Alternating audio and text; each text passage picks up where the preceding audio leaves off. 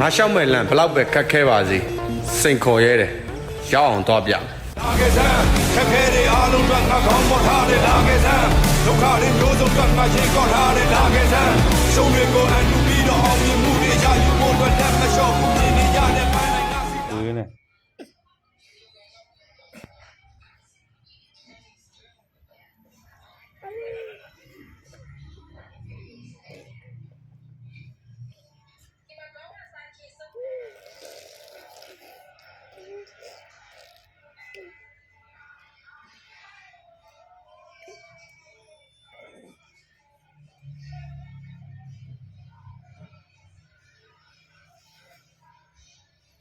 အဲ့ဒါလည်းဘယ်နဲ့လဲလို့